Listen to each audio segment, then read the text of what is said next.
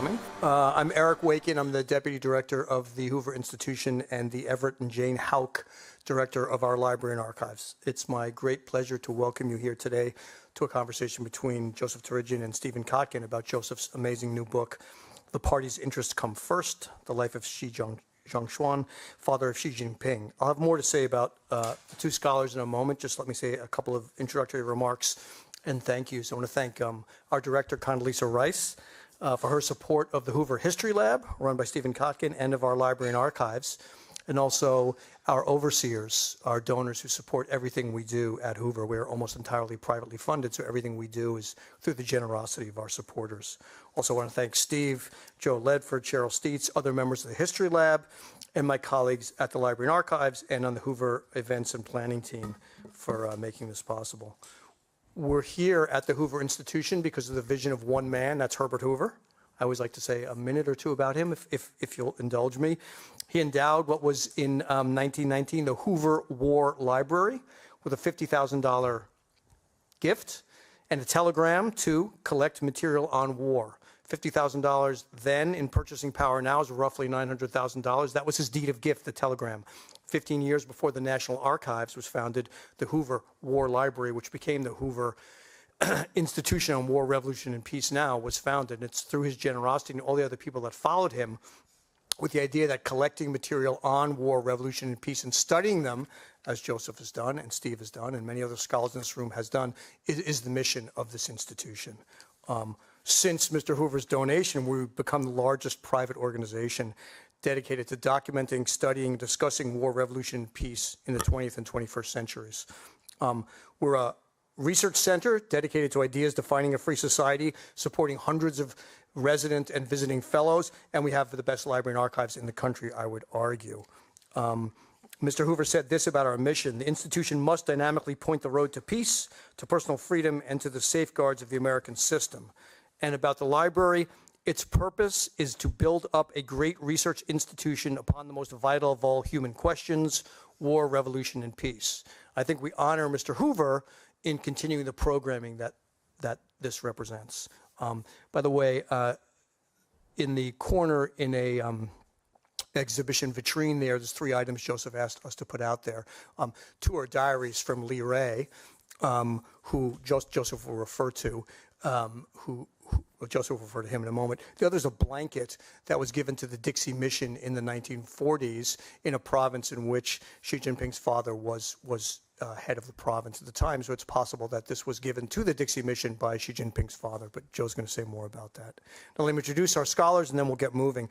Steve Kotkin is the Kleinheinz Senior Fellow and founder and director of the Hoover History Lab, which functions as a hub for research, teaching, and convening in the classroom and in print. The lab studies and uses history to inform public policy, develops next-generation scholars, and reinforces the work of Hoover's world-class historians to inform scholarship and teaching of history at Stanford and beyond. Steve's research, as you probably all know, encompasses geopolitics and authoritarian regimes.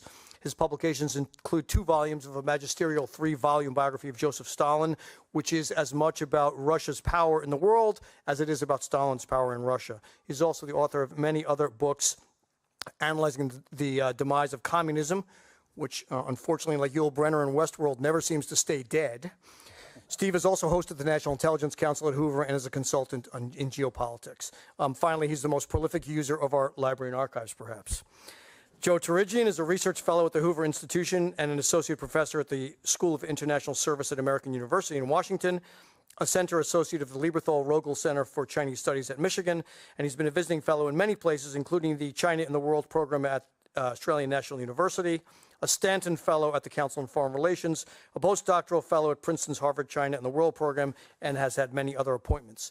His first book was Prestige, Manipulation, and Coercion: Elite Power Struggles in the Soviet Union and China After Stalin and Mao.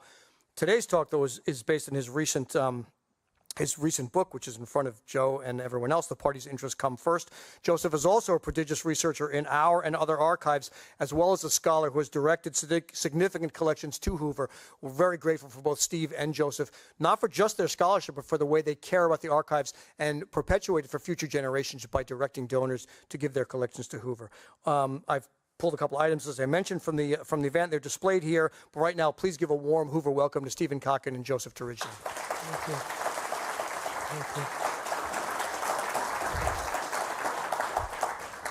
Thank you, Eric. It's great to see everybody. It's fantastic to partner again with the Library and Archives for a special treat, a breakthrough book. The research is prodigious. The sensitivity and understanding of the communist phenomenon, the biographical analysis of the lives in question, just phenomenal work.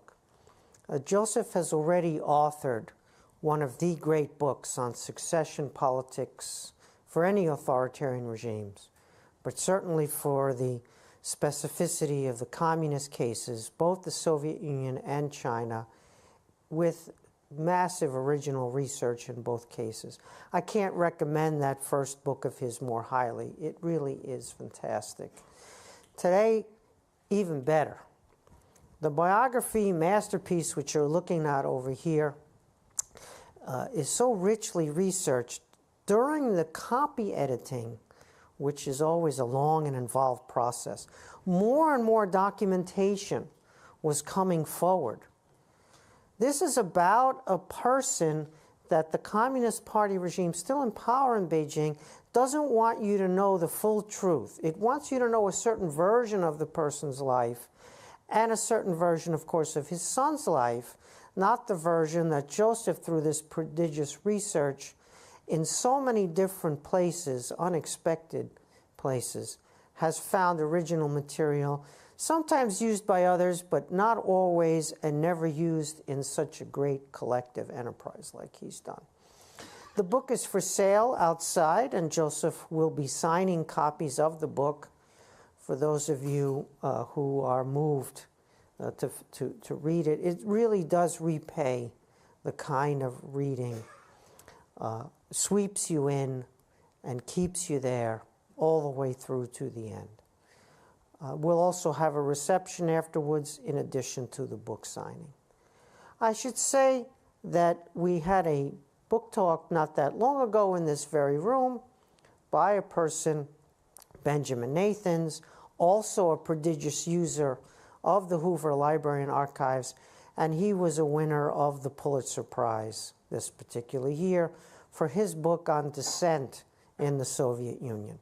So let's just say we've set a high bar, but also a precedent.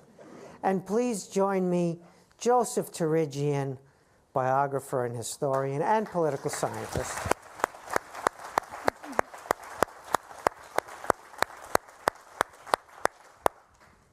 Well, thank you, Steve, for that very generous introduction. It really is an honor to speak to you today, which is the official book launch day at the Hoover, because if it wasn't for the collection here, this book would have been entirely impossible. So it's deeply meaningful that I can speak to you literally feet away from the collection that made my book the book that it is. And so I'm here today to give a talk about Xi Zhongxun, not only the father of Xi Jinping, but a major figure in the revolution and a leading individual in the People's Republic of China after it was established in 1949. So naturally, I'm going to begin my remarks today in Iowa, specifically one of the premier tourist attractions of central eastern Iowa, a German heritage site known for beer and crafts, the Amana colonies. And I'm not just saying that because the Amana colonies are a few miles from the birthplace of Herbert Hoover, and I want Herbert Hoover people to buy my book, although books are on sale right outside. But this was an interesting trip for Xi Zhongxun to go to the United States in 1980 to the Amana colonies at 67 years old. This was a historic trip of Chinese governors to the United States. Xi Zhongxun at the time was the party boss of Guangdong province, which was at the very forefront of China's opening to the West. While Xi Zhongxun was leader there, the first consulate in China was established in Guangzhou, the capital of Guangdong. And Xi Zhongxun is instrumental in the creation of the special economic zones, the most famous physical manifestation of China's new interactions with the outside world.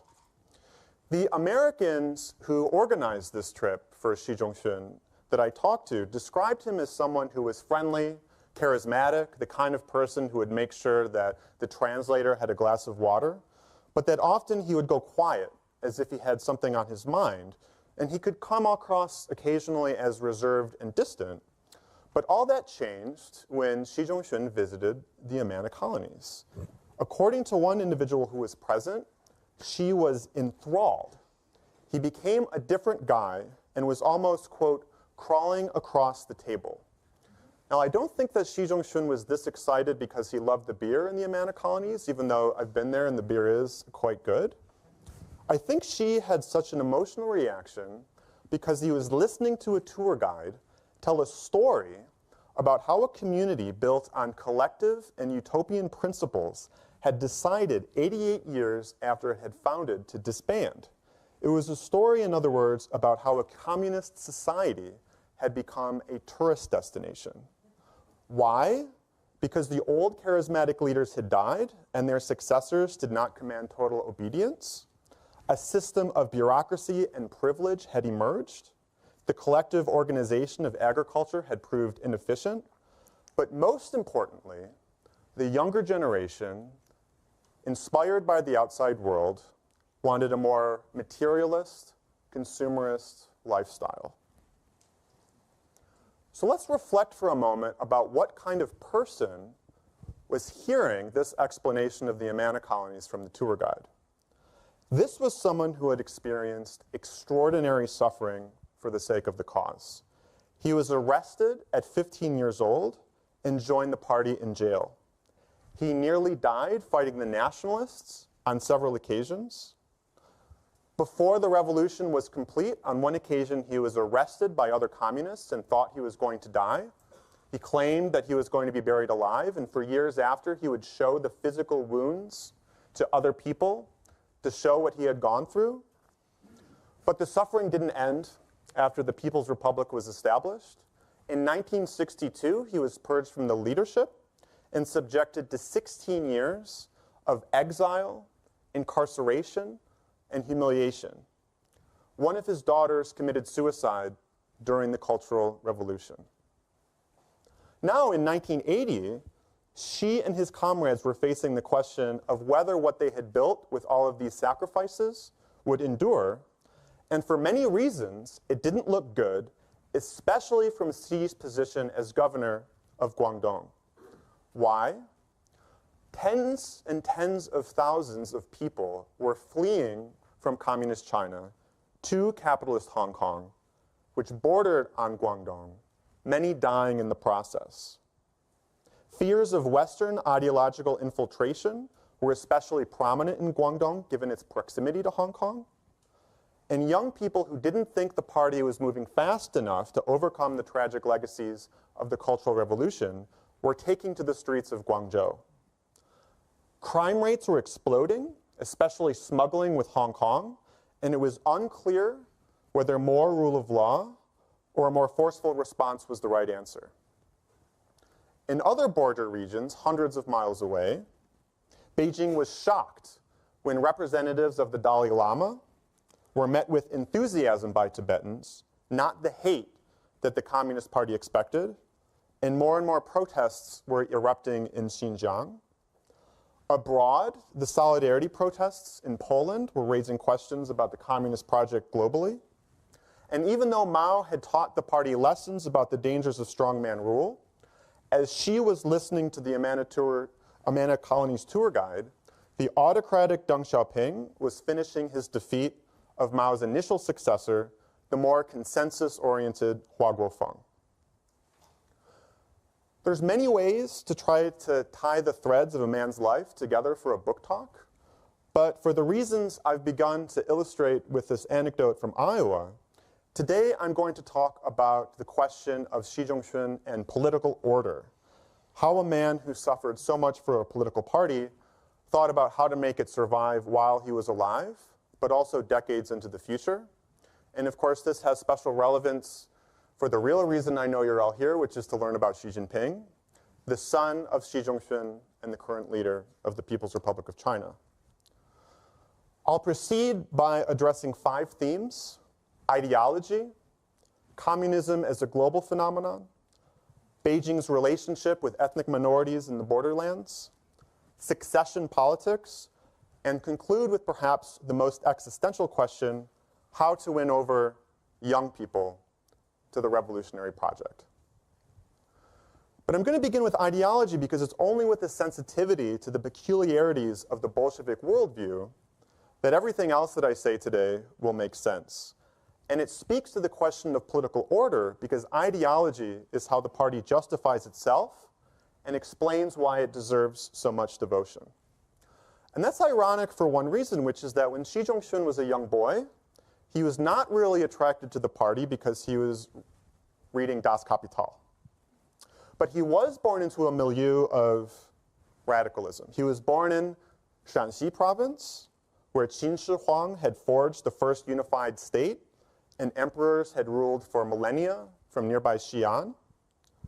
By the time Xi Zhongxun was born in 1913, 2 years after the Qing dynasty was overthrown, the area had been rocked by decades of war, hunger, and banditry.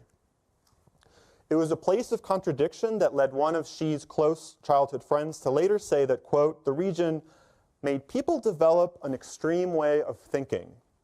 On the one hand, it has a rich cultural legacy, but on the other hand, the people face a difficult situation, and the chaos of war never ends. Xi, as he was starting to learn about the revolution, didn't really understand exactly what it was that communism was all about. In fact, he was quite frank about this. Decades later, he wrote, at the time, the revolutionary situation allowed all kinds of revolutionary books and newspapers for reading. But regrettably, because my individual study was too poor, even if I read more, that just meant that there was more that I did not understand. Because I was too young, my memory only allowed for half-baked knowledge, and my understanding of communism was still not deep. Now, why was he able to read this communist literature? Well, when he was a very young person, the Chinese Communist Party was still in an alliance with the nationalists, known as the First United Front. But it was in April of 1927 that Chiang Kai-shek, the leader of the nationalists, betrayed the communists and massacred them across the entire nation. And so over the course of 1927, in Xi's home province, there is a brutal crackdown on the communists.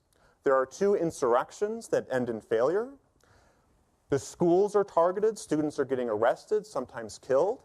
So by the spring of 1928, a Communist Party cadre tells Xi Zhongxun, then 15 years old, along with 2 other young boys, to attempt to poison an academic administrator at their middle school. They fail. Several teachers are poisoned. They're arrested, put in jail, and Xi Zhongxun joins the Communist Party while in prison. And the person who formally introduced him into the party, shortly after he was released from jail, committed suicide in Shanghai, apparently having suffered a mental breakdown. When Xi Zhongxun is released from jail, he's covered in eczema and boils. He can't walk. His father dies soon after, apparently related to the mental stress of his son having been incarcerated. His mother also dies just a few months later. 2 sisters are also lost, likely somehow related to the ongoing famine. He can't find the party. He's facing desperation. He's a hunted man. He can't go back to school. And how does he re-energize himself? How does he inspire himself?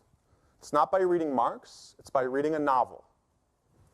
A novel written by now a somewhat obscure Chinese author whose name is Jiang Guangci, who wrote a book called The Young Wanderer.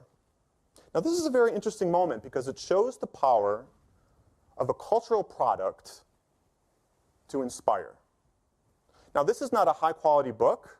I think we have Chinese cultural experts in the room. They certainly know the famous scholar of Chinese literature, T.A. Xia. Well, he wrote about Jiang Guangci and his readers. Xia wrote that Jiang Guangci no doubt had his fans among the barely literate youths who did not care so much about the quality of the writing as the emotions he so frankly expressed. Did not Jiang's popularity in his lifetime constitute rather an unfavorable comment on the intellect of the readers of those days, who seemed merely excitable in temper and indiscriminate in taste. So Tiesha writing about Xi Jinping's father without realizing he was writing about Xi Jinping's father. But what is this book about? It is a relentlessly bleak novel about a young person who just goes from one disaster to another. A character who writes that the more pain that evil society brought me, the more powerfully did my resistance develop. And Xi Zhongxun, by the way, would tell his son that when he faced doubts, when he was scared and frightened, this was the novel that he read. So ideology can inspire, but it can also be very dangerous. Because in 1935, 7 years after Xi Zhongxun joins the party, he's arrested by members of his own party. Well, why is he arrested? Well, Xi Zhongxun, he's from the region. He's fighting a revolution that tries to do justice to the local characteristics of society without being too ambitious, too aggressive, and getting themselves killed. But these younger people who come with books that were given to them by Moscow say to Xi Zhongxun that because he's not being radical enough, that it's a manifestation of an ideological problem. And so Xi Zhongxun is thrown in jail. So it shows how differences of tactics can suddenly turn into something more dangerous because of this ideological charge. 1952, 3 years after the regime is established, Xi Zhongxun is brought from the Northwest to Beijing to become the Minister of Propaganda, meaning his job is how to explain to an entire country of people why they should believe in communism and dedicate their lives to building socialism. 10 years later, exactly, Xi Zhongxun is purged from the leadership because of a novel.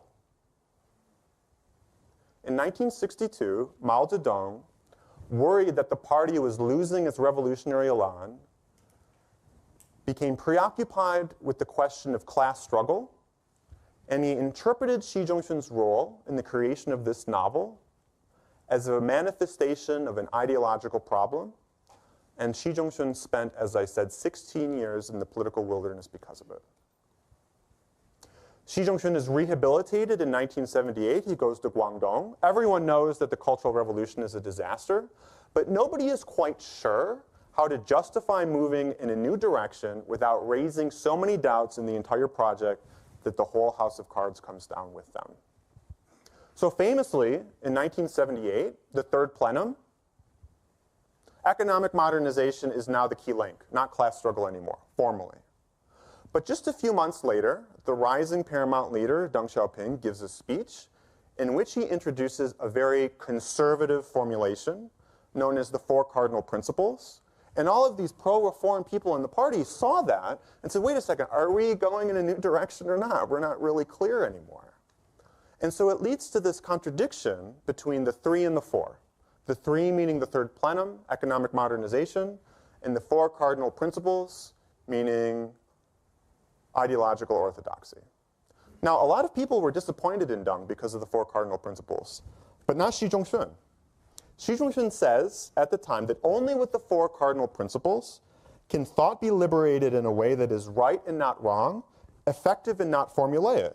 So what's interesting is he's saying we can't get the change right if we don't also continue to talk in these more conservative terms.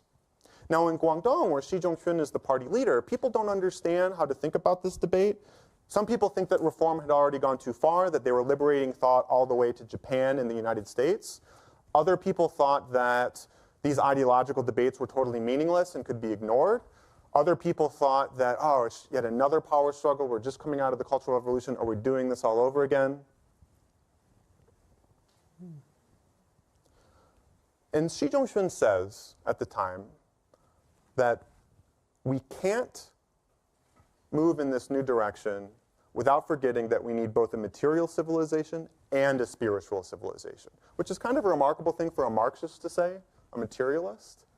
So he's saying people need to be committed to the cause, but Xi Zhongxun also at this time can't say what communism really is. He says in 1980 that China has already done socialism for 32 years, but we are still groping for just exactly what kind of road we will take. The groping might take a long time before a relatively complete socialist system is achieved. So we need to believe in socialism, but we're not really sure what socialism is. And this explains why over the next decade there are so many zigs and zags in Beijing. In over 1980 and 1981, Xi Zhongxun returns to Beijing. He goes to work at the Secretariat, which is sort of the brain of the party, to work for a man named Hu Yaobang, the new general secretary of the party.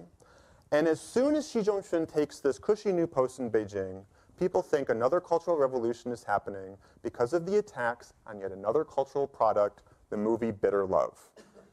Well, what is this movie Bitter Love about? Well, it's about an intellectual who is loyal to the party, returns from overseas to contribute to socialism, and then is persecuted horribly during the Cultural Revolution.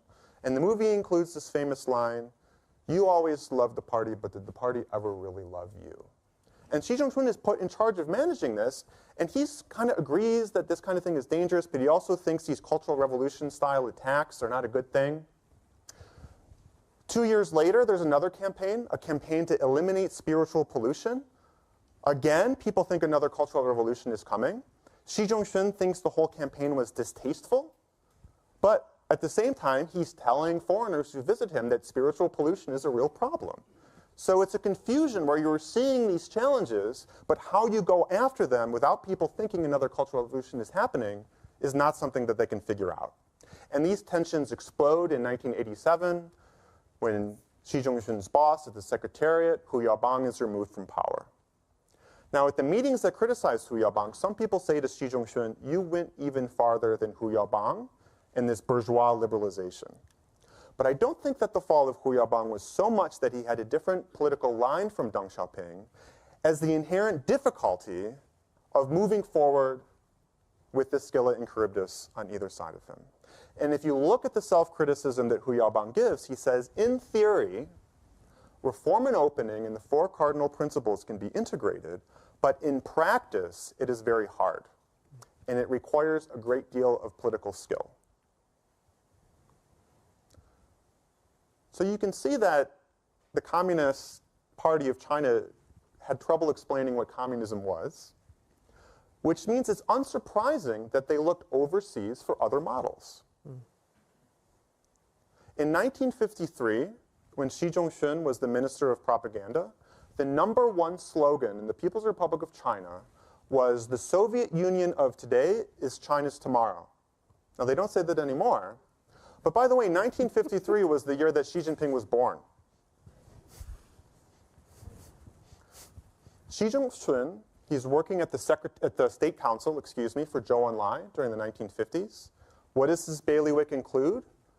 The tens of thousands of experts from the Soviet Union who are sent to China to help them build a new society completely based on the Soviet model.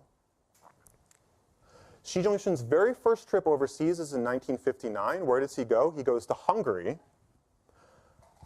That's very interesting because it was only 3 years previously that an insurrection there had raised questions about whether or not communist regimes were as resilient as people thought. On his way back, he stops at the airport in Moscow where he meets a man named Yuri Andropov. Andropov had been the ambassador of the Soviet Union to Budapest in 1956, and his wife developed mental challenges for the rest of her life because of the terror she felt when she saw Communist Party cadres being butchered in the streets of the capital. Xi Jinping returns to Moscow just a few months later. It's very bad timing because just as he's leaving Beijing, there is an incident on the Sino-Indian border, and Chinese troops kill Indian soldiers. While Xi Zhongxun is in Moscow, the Soviet communists release a statement that takes a neutral position between China and India, even though the Chinese and the Soviets are in a formal alliance. Beijing is incensed, and Xi Zhongxun leaves Moscow early. And when Khrushchev met Mao, just a month after that, Mao said to Khrushchev, your statement made the imperialists happy. Now, Mao Zedong was the kind of person who didn't take tactical differences as a sign of reasonable people coming to different conclusions. He saw Soviet pursuit of détente with the West as a manifestation of something very serious, a degradation of Lenin's legacy and a manifestation of something he called revisionism, meaning the Soviets weren't really communists anymore, and that's why they weren't helping China on the international stage in the way that they should be. And that was one of the reasons why in 1962 Mao was so preoccupied with class struggle. And when Xi Zhongxun was removed from the leadership that year, one of the accusations against him was that he was a Soviet spy. 1981, Xi Zhongxun returns to Beijing to work on the Secretariat. One of his jobs is China's relationship with foreign leftist, revolutionary, and communist parties. Beijing had severed ties with almost all of them during the Cultural Revolution because of the radicalization of foreign policy.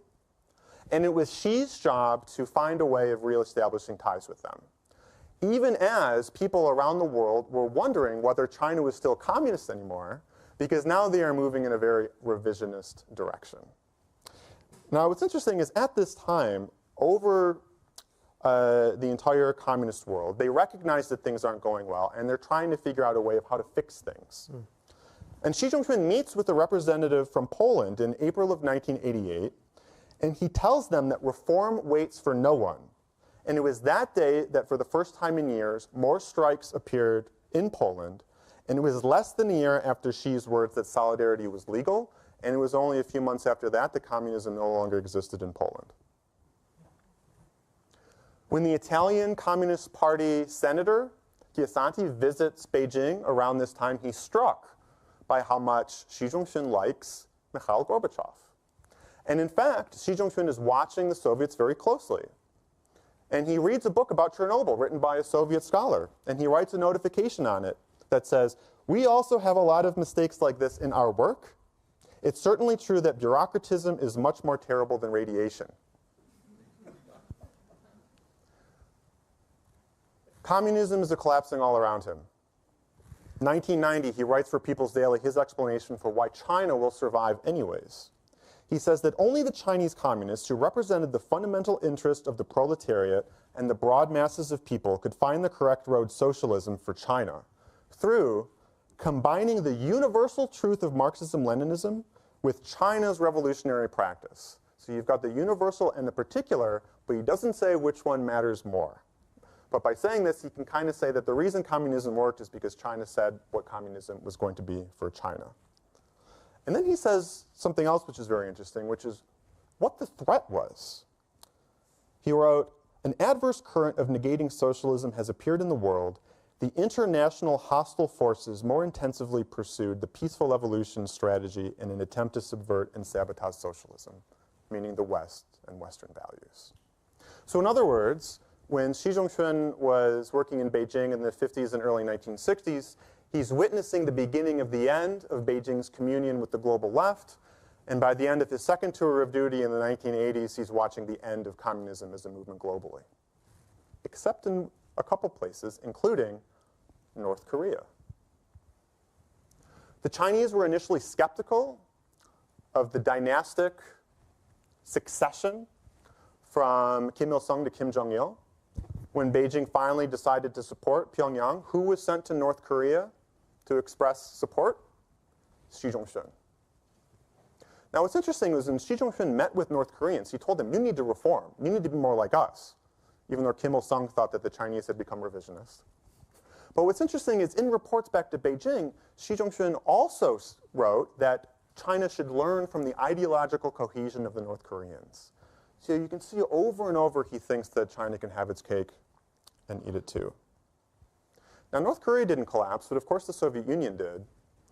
And how did it break apart? Well, it broke apart along creases, like a chocolate bar. And where were those creases drawn? Along ethnic lines. Which gets to the next thing I want to talk about, which is that Xi Zhongxun was a united front person. He was one of the leading figures, if not the leading figures, for Beijing's relationship with ethnic minorities. Why was that? Well, in the last years of the Civil War and the early years of the People's Republic, Xi Zhongxun was head of the so-called Northwest Bureau, which included a vast expanse of China, which was made up of not only Xinjiang, but also many other Buddhist Tibetan areas in provinces like Qinghai and Gansu. And it was Xi Zhongxun who incorporated these regions into the People's Republic. Now, this was an undoubtedly very bloody process. It's impossible to discount that this was part of Xi Zhongxun's model of bringing these areas into the People's Republic.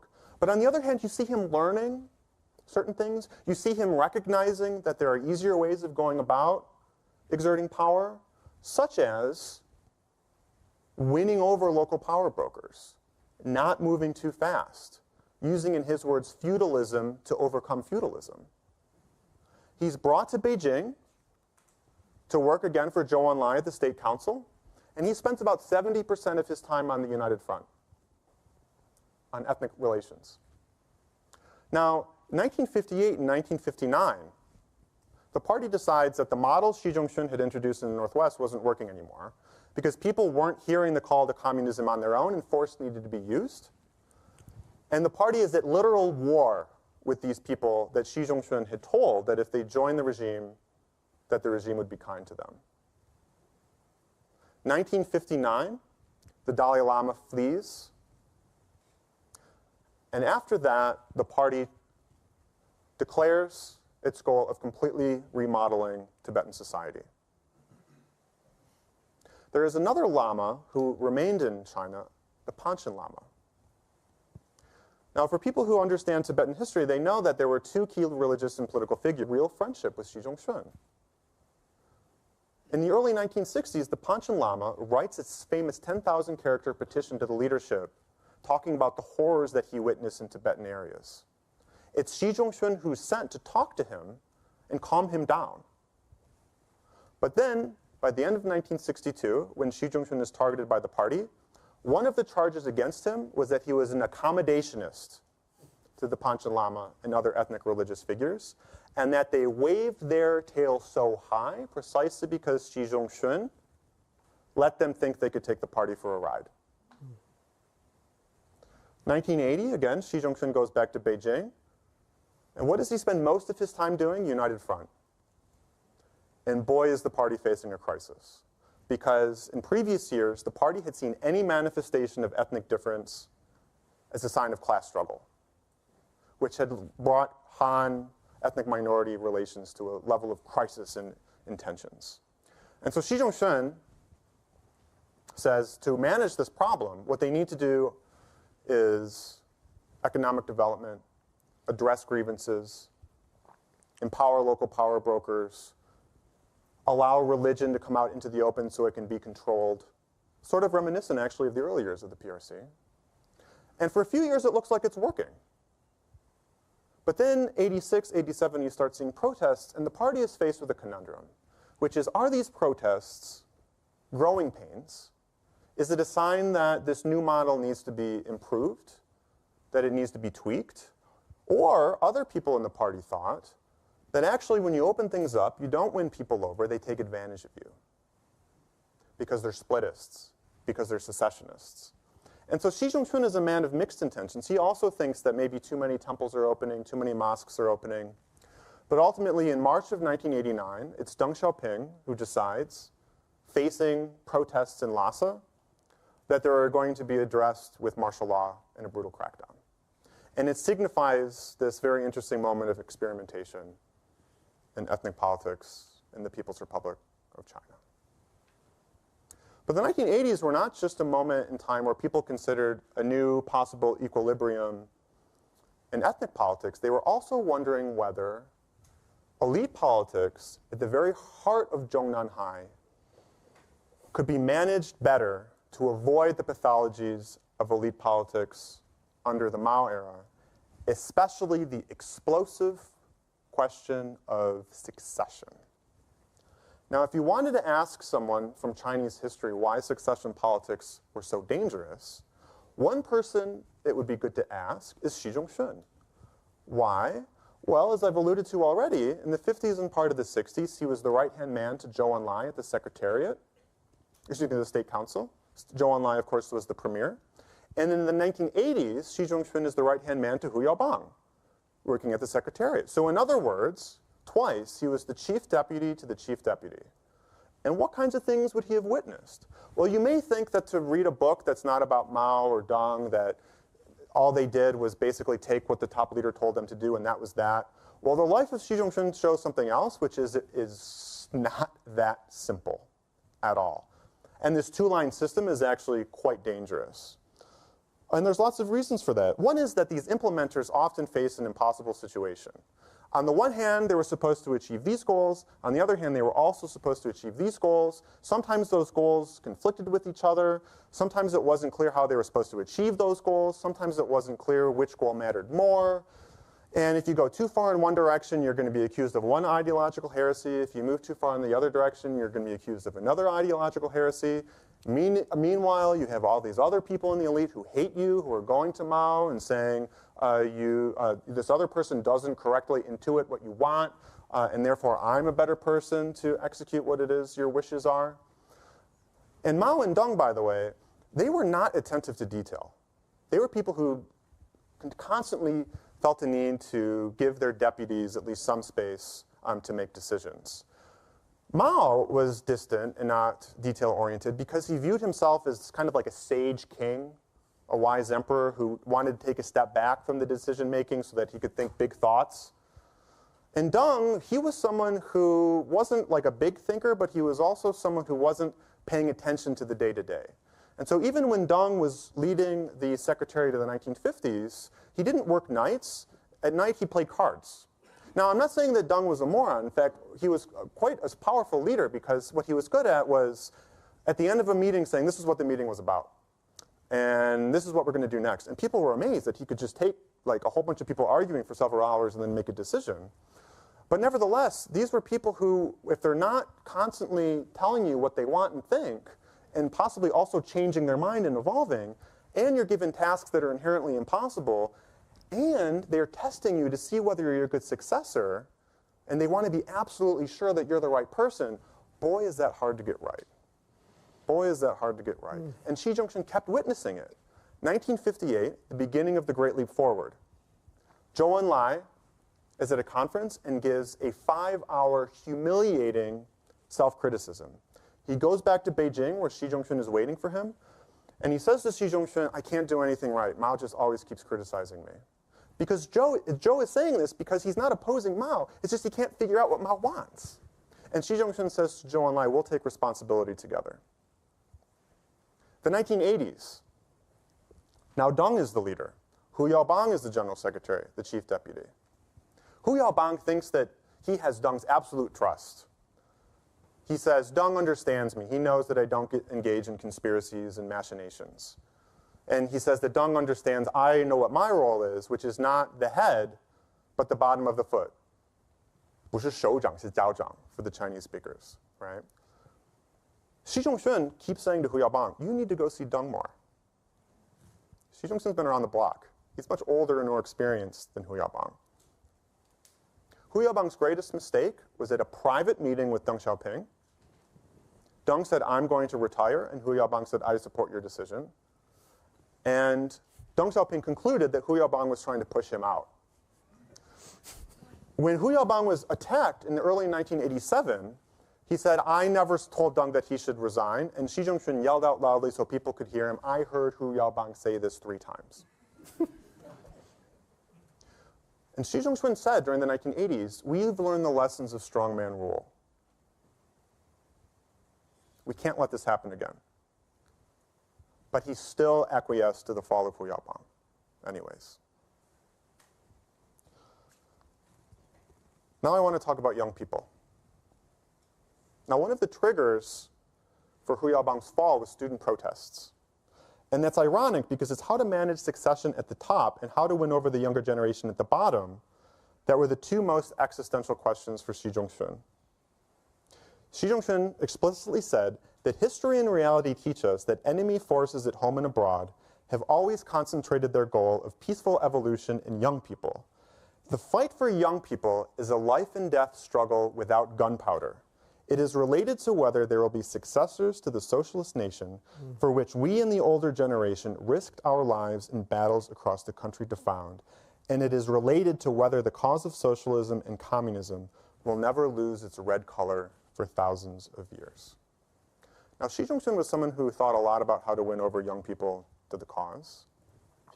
In 1952, perhaps the most foundational moment in the history of the Chinese Communist Party, the Yan'an rectification.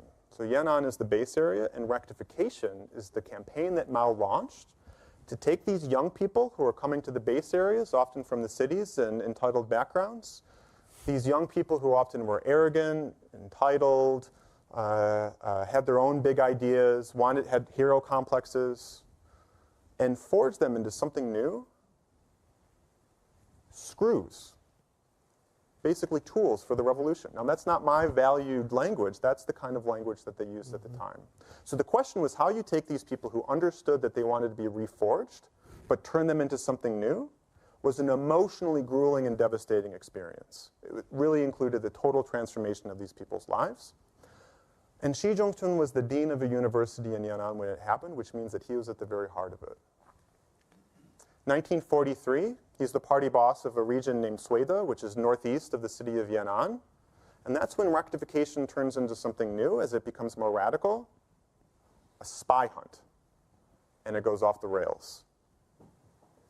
And many young people are accused of working for the nationalists, and not a single one of them are really guilty. And Xi Zhongxun's approach is so radical that even notorious figures like Kang Sheng, known as the Beria of the Chinese Communist Party, is impressed and says that other regions should use it as a model. The 1950s, the question of young people appears again because Xi Zhongxun is raising his own family in the capital. How are we going to raise these new people? Well, it was an existential question because the old guard wanted to figure out a way to ensure that these young people who are growing up in a privileged lifestyle don't lose their revolutionary elan. And so that is one of the reasons why the Xi family was notoriously disciplinarian. It's not just because Xi Zhongxun was a peasant, but it was because there was a political background that was based on the idea that you needed to be tough, even brutal, to make sure that young people grew up to be good inheritors to the revolution. 1966, 1967, the question of young people is again a question of concern for Xi Zhongxun because of who? The Red Guards. Xi Zhongxun is already kicked out of the leadership. He's working at a factory in Henan province. Red Guards from neighboring Shanxi province kidnap him, put a mask on his face, throw him on a train, bring him to a dormitory, incarcerate him there for several months, and bring him repeatedly to struggle sessions where he loses hearing in one of his ears. After the Cultural Revolution, we have the opposite problem, which is that young people are so disgusted by the tragedy and disaster of the Cultural Revolution that they don't believe in anything anymore. And they want to make up for lost time. They want to have fun. They want to go overseas. They want to make money. They want to date. And so the party is figuring out who they're going to rely on in the next generation. One possibility are the princelings, the offspring. But they're not really a wonderful choice either. People don't like them because many of the early Red Guards were princelings. And now people in society think that, that these princelings are benefiting from nepotism. And they're entitled. And people don't like them very much. And then, of course, the question of young people comes to a head on June 4, the student protests. Now, why are students protesting? Because Hu Yaobang has died. Shortly after Hu Yaobang's death, and the students are getting more active, a member of the Politburo Standing Committee goes to Xi Zhongxun's office in the National People's Congress, the Chinese legislature, and starts crying. And Xi Zhongxun says, now is not the time to cry. And he complains about how when Hu Yaobang was removed from power, so many other people wanted to be the general secretary. Now, people, I think, already know a lot about how the general secretary at the time, a man named Zhao Ziyang, refused to go along with the crackdown. But what people don't know is that after Zhao Ziyang was isolated, the greatest hope among the leadership for a peaceful solution went to the National People's Congress. The head of the National People's Congress was not in Beijing at the time. In fact, he was in Canada and the United States. And the highest ranking official who remained was Xi Zhongxun, the first vice chairman. He is writing notifications saying that the way that the party leaders in Zhejiang province are moving forward got it right, which is to talk to the students, to win them over, to not take things so seriously that you make the situation even worse. He's complaining that the premier, a man named Li Peng, has no scruples about suppression. Nevertheless, after several days of other senior revolutionaries putting pressure on Xi Zhongxun, even before the crackdown, Xi Zhongxun comes out in support of martial law. And after martial law is declared, after 700 students who hoped that the National People's Congress would save them were killed, he comes out again repeatedly and openly to express support for the People's Liberation Army. 1990, a few months later, there's another meeting of the National People's Congress. Xi Zhongxun screams at the premier, sleeps on the couch, starts saying all these odd things that make people wonder about how he's doing. And a few days later, he goes to the south, doesn't return to Beijing for 9 years. And in these diaries, written by a man named Li Rui, who was a close associate of Xi Zhongxun, Xi's behavior was the result of, quote, years of pent-up frustrations, and you can see that quote in the open diary over there in the corner. So what does this all mean for how we think about Xi Jinping? Well, it's certainly the case that many people were surprised by Xi Jinping because of their understanding of his father, who was seen as a reformer. Li Rui, the man who I just mentioned, and whose daughter is in the audience today, on his deathbed said to her, as well as one of the sons of Yaobang, that he simply could not understand why Xi Jinping was Xi Jinping because his father was such a good person, and asked them to figure out what happened.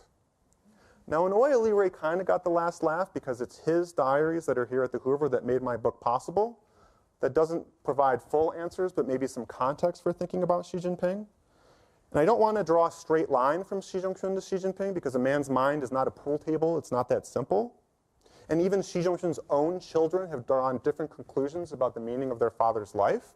One, as I said, killed herself during the Cultural Revolution. One became a close associate of these pro-reform senior intellectuals and comrades in Beijing who wanted constitutionalism. Other children made a lot of money. But Xi Jinping chose a different path. And there's a question at the heart of that decision because Xi Jinping, who knows so much about the darker side of party history and who saw his father so heavily mistreated, committed his life to the party in a fundamental way. And that really is a puzzle because if you look at dissidents in both the Soviet Union and China, including Benjamin Nathan's book, it's true that the story of their political awakening often had to do with learning what their parents did or did not do in the past. When their parents made choices that either caused or facilitated terrible tragedies, that left behind political landmines for future generations. Because younger people might someday ask, what kind of system could unleash such violence? And why didn't my parents say no when the party told them to hurt people? But the children of powerful officials would have seen something else too that was very important, which is seeing what bending to the party's interests did to the people who bended. And it's true that in most cases, not bending would have only made things worse. Nevertheless, a rational choice can have emotional repercussions, and many party leaders felt intense shame or guilt over their behavior, and it could affect their mental health. So Xi Jinping was someone who saw the party at its worst, including in ways that might be a little surprising for people who don't look at the Communist Party a lot. And it's not surprising in a way that Xi Jinping himself admitted to going through a period of doubt in the revolution. But what's interesting is he says that precisely because he went through that doubt and returned to the cause, that his belief is so unshakable and is so much stronger than anyone else. So we can wonder what kind of suffering leads to dedication and what leads to alienation. But for Xi Jinping, at least, it very clearly led to dedication. And he seems to have asked, how could I defy a cause for which my father suffered so much? How can I win pride and legacy for a family that was humiliated so many times? And how can I prove the worth of the Xi family? And his answer to those questions is quite breathtaking in terms of ambition, which is that he wants no less than to break the wheel of dynastic cycles that have marked Chinese history for millennia through a continuous rebaptism in the fires of revolution. And how is he trying to do that? Well, in terms of ideology, he's drawing from his father's story as someone who saw the dangers of taking ideology too seriously, as well as not taking it seriously enough, to pursue an ideological agenda that is at least supposed to avoid the extremism of the Mao era and the materialism of the Deng era. Globally, he's trying to make the case that Western liberalism is not the end of history. Third, he's trying to assimilate the border regions in a way that makes secession impossible. Fourth, he's drawing from his father's story as a close associate to Mao and Deng's top deputies, witness to the dangers of succession politics by ending the succession, at least for now. And he's using the party's own history as moral education to win over young people to commit their lives once again to the nation and party. And it's for that reason I think we should go back and see what exactly that history is, which is what I try to do in my book. Let me finish with a coda. There's one other person in Xi Jinping's life that was fascinated by the story of the Amana colonies, Wang Huning. I see some people nodding because they know that he is sort of the ideological czar in Beijing.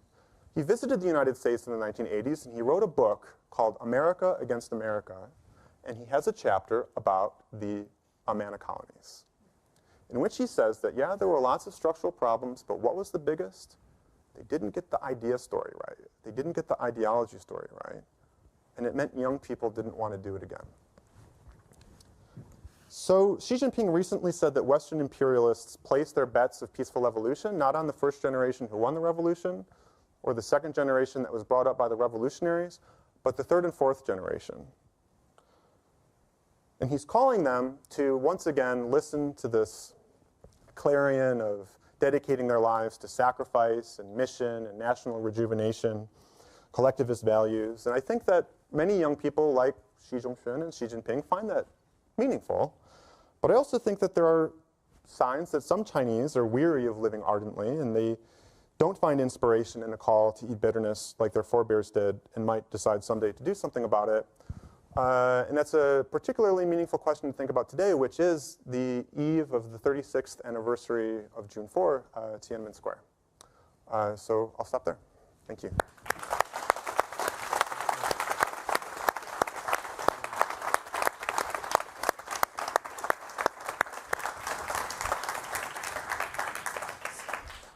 So I'm struck by the fact that the protagonist of the book is the Communist Party. Yeah. We've become very used to books on China, talks on China, expertise on China, talking about special economic zones, entrepreneurs, science and technology, manufacturing, skyscrapers, airports, and this amazing story of material success on an unprecedented scale in a short period of time. And during the study of all of those phenomena, which are real and which are important, there was in many cases, not all, a de-emphasis on matters of ideology, on matters of the party structure, on what people might or might not be learning in party school, the fact that they were still going to party school as a requirement to become a cadre. So in some ways, you're part of the movement to bring the ideology and the party back to the center of the story, not to completely displace the advances, material progress, but to help us understand that there's something more in China under communist rule. In fact, it is communist rule than the great material success. So you've got a story of the peculiarities of the Leninist structure organizationally, very prominent in the book, but you've also got a story of the search for purpose and meaning in life. It's a story of spirituality. It's a story of emotions. It's a story of feelings, connectedness, of finding purpose, losing purpose, finding purpose again, of subordination, of commitment, of ideals. Even when the ideals are traduced or the ideals lead to massive bloodshed, as they do time and time again, it's still about ideals. And it's still about their emotions. And it's still about their search for meaning and their identification with this cause. And that runs through the entire book, as well as the the father, who's got all of these amazing positions. I mean, what more could he have been responsible for? It's just astonishing, the relations with the Soviet Union. How big was that? The borderlands and the relations with the national minorities, the governing structures in Zhou Enlai's government, and the party secretariat. And I mean, it's everything rolled up into a single figure, again and again and again. Of course, not all simultaneously, but through time. And then he's got more than one wife and more than one brood of children. And so one of those children then emerges in this fantastic story as well. I mean, it's like fiction in some ways, that this could all come together in a single story. And then, of course, we have the diaries of Li Ray right here in house. Just a guy who saw the inside of all of this for a really long period of time and recorded it scrupulously, and it was preserved through thick and thin. Of course, thanks to the family, we have to say. And it's available for you and many other researchers, and just like the Chiang Kai-shek diaries, just enormous demand for them. And so tell us a little more about how you came to this side of the story. Not the side of the story of the skyscrapers and the airports and the entrepreneurialism and the special economic zones, again, all of which is real, but the side of the story where the party's interests come first. So one of the things I tried to do with this book was to demonstrate that for members of the Chinese Communist Party, even though it has this ideal of turning people into screws, as I said during my talk, they're still human beings. And so in the Chinese language, you have these two different words, one for partyness and another for humaneness or humanness.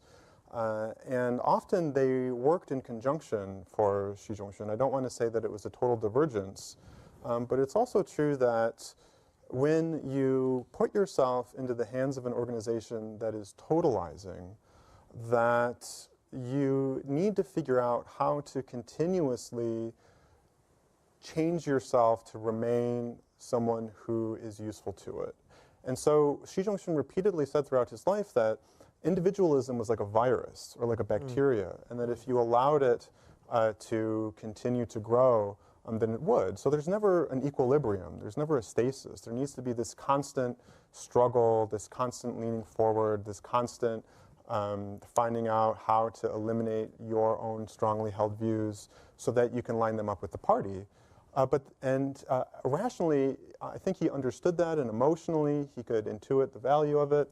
It was exciting to be a member of the party. I mean, the party was a manifestation of a world historical force, and you were the leader, and you were able to emerge from these constant defeats and near deaths, and the party almost annihilated on so many occasions, and here you came through.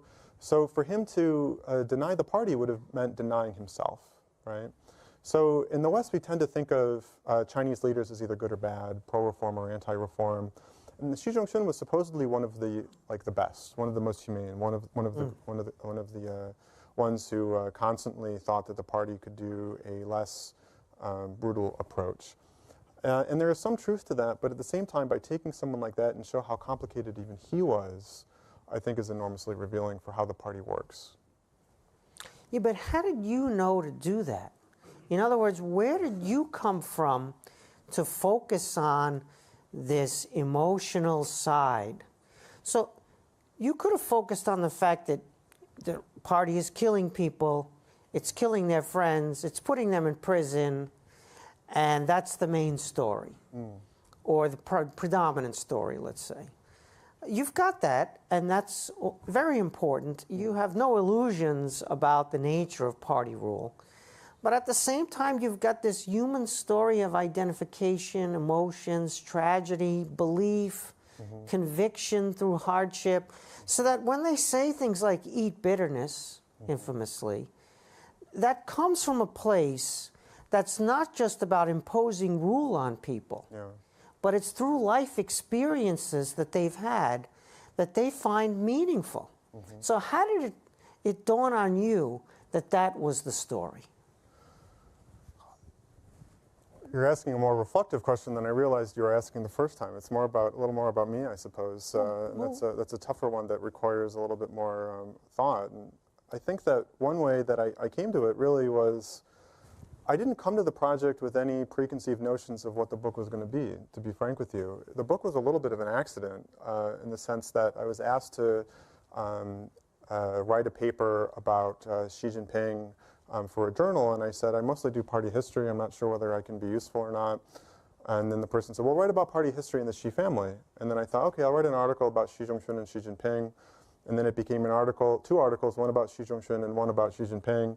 And then it became a 700-page book about Xi Zhongxun with some parts about it with Xi Jinping. So I didn't say, boy, I really want to write a book about emotions, or boy, I really want to write a book about ideology, but I tried to come to the evidence and allow the evidence to speak for itself.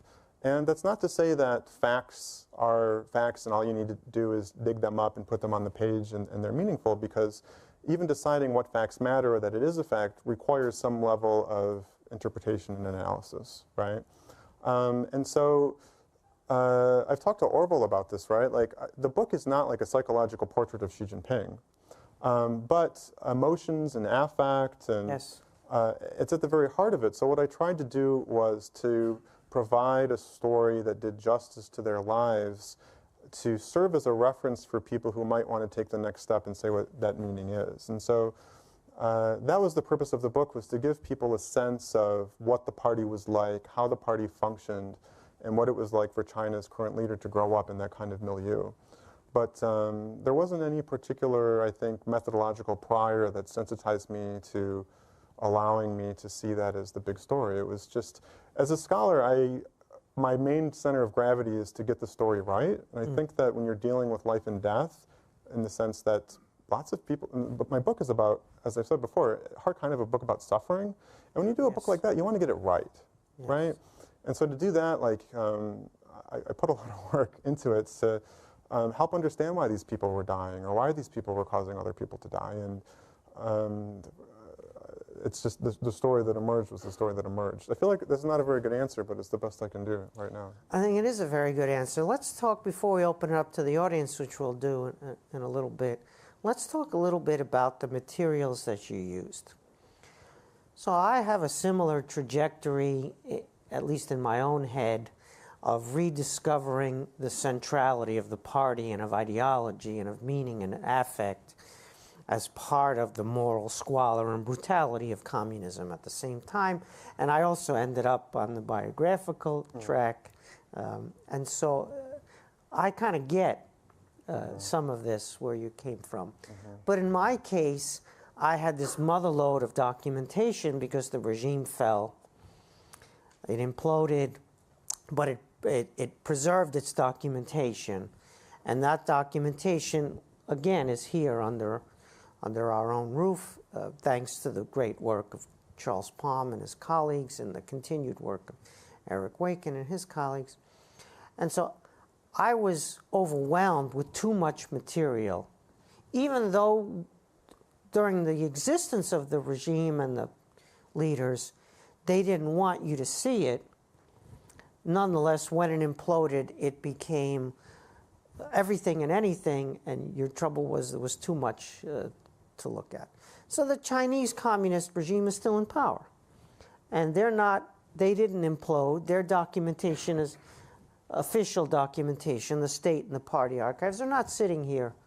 We have really important documentation that you went through, but not the main documentation of the phenomenon of the regime.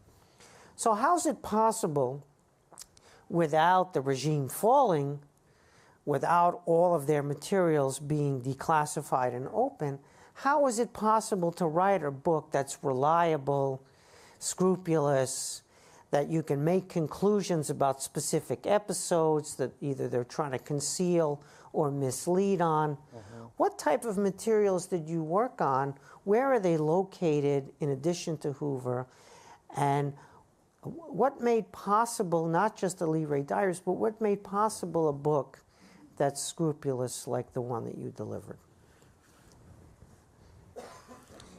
When these senior revolutionaries and intellectuals who wanted China to move in a constitutionalist direction first started to fear that Xi Jinping was going to be Xi Jinping, it was in a speech that he gave in 2012. And he gave several explanations for the collapse of the Soviet Union, but one of them was they lost control of their history. And he said that because for him, you need to have these ideals and conviction. And for that, you need to believe that the party is an inevitable force in Chinese history and the only way of organization that can allow China to reclaim its rightful place in the world. And the story of his father, in many ways, is a story about how people who fought in this organization saw how their histories were characterized as absolutely existential, because that was what their whole lives were all about, and how the party described them was something that they cared so much about. So for those reasons, it wasn't an easy book to write. And so you can't just go to one archive and collect all the material and write it up. You need to have kind of a detective mindset. You need to be sensitive to possibilities, not limitations. And you need to recognize that it's an iterative process. So Roderick McFarquhar once said to me that a party historian criticized him for getting something wrong, and his response was, "Of course I got it wrong, I didn't know it happened." And it's just this very frank response to a question. And I guess your earlier question was kind of brushing up against like my intellectual background, and like meeting people like McFarquhar or Fred Tevis, they could change their mind, and like they cared so much about getting the story right, and that was a little bit different from some academic approaches that kind of come with very strong priors that are harder to change when you meet up with the evidence. So a quick aside to that. I don't think in terms of good and bad evidence. I think in terms of getting as much evidence as I can and parsing it and interpreting it and putting together a mosaic that in some places is colored in better, in some cases is not, and to do justice to the historical record when doubts continue. And to be honest, like, the system is confusing even to people at the very top. And in the Lee Ray diaries, he writes down lots of rumors that turned out not to be true, even though Lee Ray was a smart guy. And so the fact that that is so confusing is also a story of Xi Zhongxun, to kind of describe how he was in a system where it was impossible to know what other people were really thinking, precisely because it was such a totalizing organization, right? And so one thing you can do is, I don't know if you've heard this term mosaic theory, but very often, even with official sources that come out, they don't know what I can do with it because they don't know the kind of context that I can put it into. Right. So there's this chronology, I think 3 or 4 books that came out right before my book was done. And if I had read it at the beginning, it wouldn't have been that interesting. But when I read it with everything I had already known, I don't know if they knew or not, but it could be explosive in my hands once I could put it with memoirs and blah, blah, blah. But just on the nitty-gritty of the sources, a lot of primary documents, including archives, are available at American libraries because they fell off the back of a truck or something and they somehow got here. A lot of it, right? Lots of stuff published in Hong Kong and Taiwan outside of censorship. My book could not have been possible if I didn't draw on the historians of Chinese people themselves that were published during a period of openness before Xi Jinping or outside of censorship in Hong Kong and Taiwan. And I also did things like I saw every time that he met with a foreigner, and then I went to their archives or interviewed those people. So he knew the Dalai Lama. I talked to the Dalai Lama. I got the verbatim transcripts of the negotiations between the Dalai Lama's emissaries and Xi Zhongxun in the 1980s in Tibetan and had them translated into English. I went to the Italian Communist Party archives. I went to the Serbian archives. I went to the Polish archives. And then slowly you can kind of put together a picture that's not complete, but at least gives us enough that it's, I think, useful to get a sense of what his life was generally about. The internationalism of communism turns out to be really valuable for researchers. Absolutely. And also the fact that communism is so proud of itself and so talkative about itself that the official sources, which are endless, and they want you to think a certain thing, but you can actually discover things they don't want you to think in those official materials because you've got that mosaic of all. By the way, when they lie, it's also very revealing, because when you see a lie in a memoir, that tells you something. And when you see them actually doctor a public version of a speech, you know exactly what they're worried about. So that's also a form of evidence. The lying itself is a form of evidence, like how they characterize the past is a form of evidence. And when rumors are true, the fact that the rumor existed in the first place is also something that has its own social power that should be recognized. So you can see I get excited in this direction of discussion. So I think it's really important for us to understand how an important book like this is possible. You know, we sometimes have the impression that the regime is hiding everything, and therefore it's just really hard to write a reliable book that's factually rich and not speculative about episodes or following rumors as if they're true, or just writing what we want to be true because we don't like the regime or the specific person. So I think it's just important for people to understand the level of scholarship that's possible despite the obstacles that the regime will put in people's lives. One of the other purposes of this book was to leave a lot of breadcrumbs for other people who want to do party history, so have fun with the questions, guys. At which point we'll go to the audience. We have some microphones if you'll raise your hand and identify yourself. We got one in the very back there. Thank you. Thank you so much for giving the wonderful lecture. This is a three-part question. As you alluded at the beginning of your speech, that we're interested in Xi Zhongxun because we're more interested in Xi Jinping. So by writing the book, how much the life of Xi Zhongxun give you more clarity of who Xi Jinping is? And that's one. Two is, do you think, I know it's a hard question, so do you think the Xi Jinping, the hardline stance has been taken, surprise everybody, including both overseas and within China? So if you have to take a guess, is that some switch in his career, or is always, he's like a lay low, 卧薪尝胆, kind of bide his time, and then that's always who is? And the third question is, since you already wrote the book of Xi Jinping, the father, are you going to move on to write about the son? Okay, thank you. Yeah. So the book is about Xi Zhongxun, not Xi Jinping. And I think it does have relevance for Xi Jinping in two ways. One is that it's a book about the party and how the party works. And so certainly, if you look at the details that I've found that are new in the book about the relationship between Xi Zhongxun and Xi Jinping, certain things that he does becomes meaningful in that context. And at the very least, who he became was possible, maybe even primed because of the history as I describe it in my book. But I also don't want to say that Xi Jinping was 100% Xi Jinping in 2012, because we just don't know. In fact, I think that he also had a trajectory. There's a very interesting quote in my book from Xi Zhongxun where he says privately that power corrupts and changes people. And so one of the other funny things that Li Rui says in his diaries is he keeps meeting these people who he was really nice to, and then they become the top leader and they change. And he gets really upset about it, right? Yes. So in that sense, I don't, part of what I say in my book about Xi Zhongxun is that he himself was a product of multiple centers of gravity, and he could change his mind, and sometimes it could be hard to guess what he would do in a particular situation because politicians are flexible and pragmatic, and concrete situations have their own specific characteristics. And so I think that applies to Xi Jinping just like it does to Xi Zhongxun. But most meaningfully, I think that what the book says about Xi Jinping is how he faces the same dilemmas that his predecessors faced. Right. And what he faces are dilemmas that can be managed, not problems that can be solved.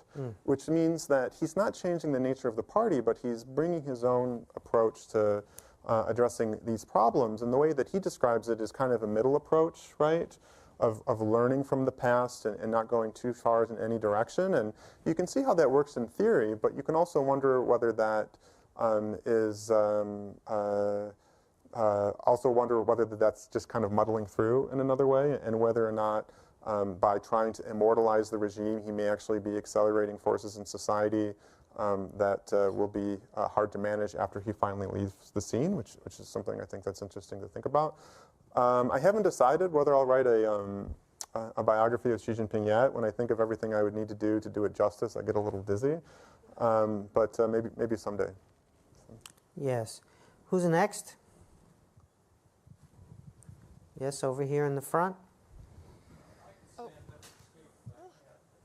You need the microphone because we have a big online audience. Okay, well, I'm interested in the history that you've described, and the work that you've done is kind of a profound study that I had no idea that something like this could be done, or that anybody was doing this. But I'm really interested in what's next. And how does the work that you have done cause you to have any view about what influence it may have on what's going to happen tomorrow? And then take that a little bit further. Let's go up and let's take a look at the next generation of people who are going to be living in a society that has this history to build on, but what can they make of it, and what are you hoping will come from the work that you've done? What's your ambition with regard to the work that you've done?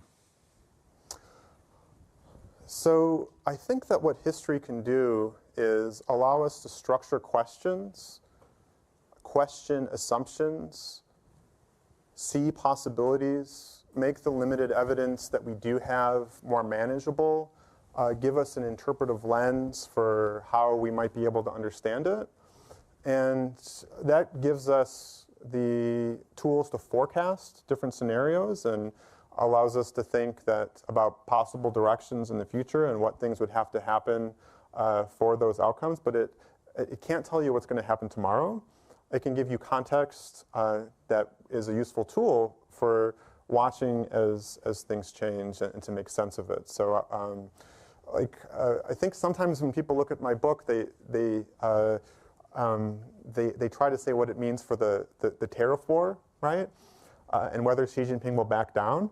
In fact, that's how they talked about it on Taiwanese news recently. And so I think it's useful to read my book if you want to wrestle with that question, but I also don't think it's going to tell you when they're going to have the phone call, right? So in that sense, right, so one purpose of the book is I wanted to give voice to these people. I wanted to do justice to their lives. And that's just like an intrinsic value. It's not like an instrumental value. I think that's part of the history, is just that people, especially who suffer so much, we should figure out what happened, and their name should be in a book somewhere. And that's one of the great regrets of my book, is when I was cutting to meet word count, that some of those stories are kind of lost. But part of it also is to facilitate other people to draw meaning from it and draw their own conclusions. So as I said, there's a lot of interpretation to figure out what matters and how to say what happened in the past. But I also didn't want to draw too fine of a conclusion.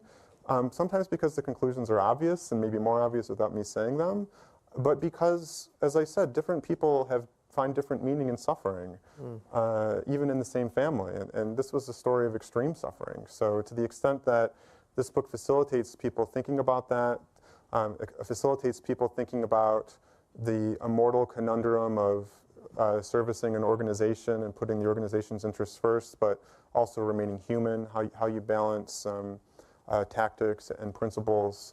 All of these are parts of the book. Yes. Let's go to the woman in the back. Thank you. Hi, Professor Torigian. Thank you for a really wonderful lecture. My name is Irene. I'm a master's student here. I think we've talked before. So my question is actually about what you were saying earlier about what seems to be a really special book, which is the meaning of suffering and how that generation of Chinese leaders try to find meaning in these successive traumatic events. And I'm curious to what extent that's comparative for you, and whether you see any parallels in other political dynasties, authoritarian regimes, or what have you, or other places in the world. Thank you. Well, there's kind of an interesting moment in the book where Xi Jinping is exiled to the countryside, ironically Shanxi, right? So there was the Sent Down Youth program during the Cultural Revolution when young people were sent to rural areas. And it's, as I said, Xi Jinping admits that it was not easy for him, right? He didn't get along with the peasants. Insects were biting him. He couldn't really handle the physical labor. At one point, he runs back to Beijing because he can't handle it. And what does he do? Well, at least according to a story he told Russian sinologists on his very first trip overseas as top leader to Moscow, that he loved to read this novel, What Is to Be Done, by Chernyshevsky, which has a character named Rakhmetov. He's a professional revolutionary who sleeps on a bed of nails to inculcate his revolutionary elan.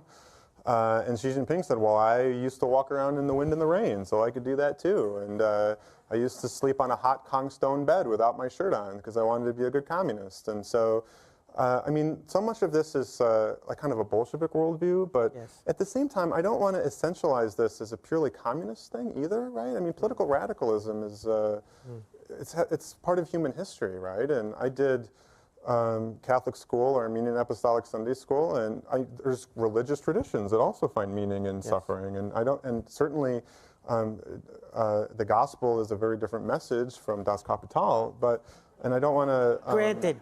Yeah, but to be serious for a second, right? Like, I don't think it's crazy to think that it's meaningful for many people to think about lives that are bigger than lives that are much more about you, to be part of something bigger. To trust, to sacrifice certain things in your life because you recognize that there's a bigger goal that's more meaningful than making money. And salvation, ultimately, right? Which is the pursuit. There's a lot in that answer, and we could continue along those lines for a while, but I want to get some more voices into the conversation. And I believe we'll try this side of the room right here, this gentleman in the glasses. Thank you. Hi, thanks for the wonderful talk. I'm a student here. I wonder, in your view, do you think Zhongxun is a good father? Does he has high expectation on his 7 or 9 kids? Yeah, I mean, part of whether you think he's a good father or not depends on the morality that you bring. And so what I try to do is for people who want to think about these issues, come to history and be able to open their eyes and face what kind of a father he was. And so, according to Bolshevik morality, he was a wonderful father, right? He was a father who regaled his children with stories of the revolution, like the time that he came face to face with a leopard and they glared at each other, and the leopard luckily had just had a meal, otherwise he would have been eaten, right? And I feel growing up in that kind of thing, it's really exciting, right? They were literally reading textbooks in school called Inheritors to the Revolution, right? And then that's at school, and then at home, you have a family that, like, when dad gets home and takes a bath, he wakes you up to use the same bath water so that you don't waste water, right? And part of that is a peasant thing, but part of that is we're building a new society, and we need to have all hands on deck, and we need to sacrifice. And we know that Xi Jinping felt guilty later because his persecution affected his family, and it hurt him. And some of the children had views of him that were somewhat negative because he not only didn't support them, but he actively undermined their careers for his political reputation, as opposed to Xi Jinping, where people who were great fans of Xi Zhongxun, who thought that he was a reformist titan, were still nevertheless a little disappointed by the nepotism he displayed for his own son. And he might have thought his own son was different for a variety of reasons. One, he was too young to participate in the Red Guards and doesn't seem to have engaged in any particularly brutal crimes. And in the 1980s, he went to the countryside to raise the ranks as opposed to benefit from his father's status and take a position in the capital. In fact, Xi Zhongxun said Xi Jinping had the makings of a premier, which is interesting because Xi Zhongxun worked for Premier Zhou, right? And then, why he did that, it might have also just because he loved his son, right? Might not have been a political judgment.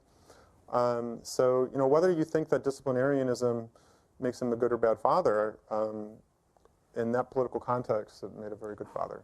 And then you can draw your own judgments. Yes, right here in the middle. Wait for the mic. Oh, there we go. Hello, thank you. Hi, so I'm Steven. I'm a senior here at Stanford. Hi, Professor Torigian. We've met before. You described as this dogged relation to pain, where they see pain as part of their legacy, as proof of their dedication to the party, as a sort of Bolshevik heritage. At the same time, Xi Jinping the Xi family also seems to have been uniquely disciplinarian. There's this idea that princelings in general were quite spoiled. And so I was just kind of wondering, this sort of continuation of the Bolshevik tradition of pain and martyrism, how unique was that with the Xi family? Like, were there a lot of other party elders or families that were doing this sort of thing? Or was this kind of relatively unique to the Xi family, given the unique psyche of Xi Zhongxun? And yeah, thank you. So according to the Li Ray diaries, the Xi family had a reputation for being particularly tough. And we can think about that and why that's interesting. But it was also the case that other families were very, disciplinarian as well, partly because there were so many peasants, but partly because they recognized that it was politically problematic for them if their children came up entitled, right? Nevertheless, many of them still did, right? So it's not something that they could easily resolve. And so Mao Zedong said repeatedly that the Kader offspring were a disaster, right? He thought that they were a huge, huge dilemma. And Zhou Enlai used to talk about how the Manchus, one of the reasons their dynasty collapsed was because they didn't control their kids well enough and they weren't tough enough on them, right? And so the Cultural Revolution, by the way, was partly about having another generation of suffering so that young people, like their parents, could go through something wrenching so they could come out tougher on the other end and more dedicated to the revolution. And as I said before, it's ironic that actually it was a huge disaster. And most young people, as I said in the 1980s, they were done with that stuff, right? But not Xi Jinping. So. Yes, let's go to this young lady here. Here comes the mic. Speaking of young people, if you're capturing them to continue the revolution, how do you think your book would be received by college or university students in China? Good one. Would it be reading material required or not meeting the mission? Obviously my book is not in line for publication in the mainland currently. I didn't write the book with any particular political agenda in mind, right? So that's their problem, not mine. Like, I didn't write it in a particular way to be damaging to them. And some ways that the book has been covered in media actually makes Xi Jinping look like a real tough dude. So the one thing I can say about this is a few months ago, there was a television series aired on Central Television in China that was a 50 or 60 episode chronicle of Xi Zhongxun's life that didn't even get to the end of the revolution, really. And I was a little excited because I was like, hey, I just spent like almost 10 years of my life writing about this guy. Now there's like this epic TV show about him, and maybe at the very least it'll be exciting. And it was boring, really. And like I thought I would watch the whole thing, and I didn't. And in a way, I don't want to say I felt possessive about Xi Zhongxun and that I did a better job, but I feel it the same way that like if you read my book, you could kind of understand him in a way that you couldn't with this TV show because, as we were saying before, like suffering can alienate and it can rededicate. And how you figure out how to do that in a cultural product is hard. Because if you're having a TV show about the revolution and it's anodyne and it's maudlin and it's all about misunderstandings and there's no sense of the bad old days, the all or nothing days, then it's just kind of hard to understand why somebody would care so much about it, right? So that's all I have to say about that. We'll take a couple more and then we'll have the book signing and the reception. This gentleman over here. Thank you very much. I was very particularly interested you're sharing about Xi Zhongxun's experience in the 50s as a deputy to Zhou Enlai, and in the 80s was a deputy with Yaobang. And Zhou Enlai had to deal with Mao, and Yaobang had to deal with Deng. And the interest really at that point is not really the party, it's the emperor's interest. So this is a circle back to your book titles, the party's interest come first. It's certainly it's politically correct, and we always say that in China those days. But it really seems like the emperor's interest comes first. And this is Xi Zhongxun exactly dealing with how he survived. That's my comment. Yeah, that's a wonderful question, right? So it reached a level in the 50s, 60s, and 70s that Mao was the party. And as Fred Tevis, who's someone I deeply admire, who has written extensively about Chinese politics, wrote that for them to deny Mao would mean denying themselves. And so there was certainly a rational element and fear that when Mao made a decision and you didn't understand it, that you weren't going to oppose it. But what's really striking is even when by all evidence it would look like Mao had made a mistake, their natural reaction is to still be that Mao sees farther, sees more wisely. I am the problem. And that's why you could have things like the Cultural Revolution, right? Is because these terrible things are happening to you, and counterintuitively, it makes you want to prove to Mao that even after you go through this that you don't understand, you're trying to understand, right? And so then in the Deng era, it's very interesting, right? Because Deng was purged by Mao twice. once in 66, 67, and a second time in 75, 76. And in both of these cases, this idea that Deng represented a more pragmatic force in Chinese politics is ridiculous, because Deng was totally, totally loyal to Mao. The problem was, even when you're totally loyal, you can still lose the trust of the top leader because of all of these pathologies I've talked about, which means that Deng more than ever should have understood them. But nevertheless, he got rid of Mao's initial successor, Hua Guofeng, got rid of Hu Yaobang, who was another potential successor, got rid of Zhao Ziyang, who was another potential successor, almost got rid of Jiang Zemin in 1992 until he decided that Jiang did enough to save himself. And so it shows that the continuities of the system prove stronger than the lessons it teaches, right?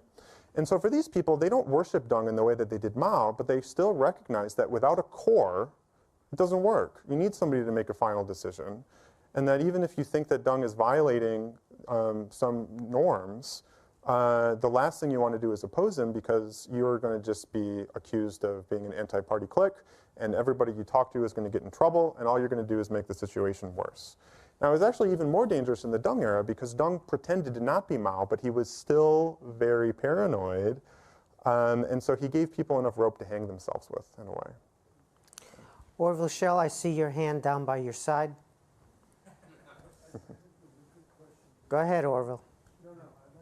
Oh, okay. Lin On Yang has a question. Yes. Thank you, Orville. I do not have a question for you. You answered my question. Okay. Thank you so much. I remember the first time you reached to me, you asked me, do you believe there are two fictions in the party? I said no. And you were very happy about my answer. So I know that would be a really good book, because you understood the CCP. But then later on, I have been wondering what happening, because the book dragged so long. And then today, I'm so happy. I'm so happy. And because you wrote not a textbook, you wrote a novel. Just like Xi Zhongxun was released from the jail. It was motivated not by ideology, but by a story, a young person's story. Thank you so much. Thank you. Ladies and gentlemen, Joseph Torigian. Thank you. Thank you. Thank you.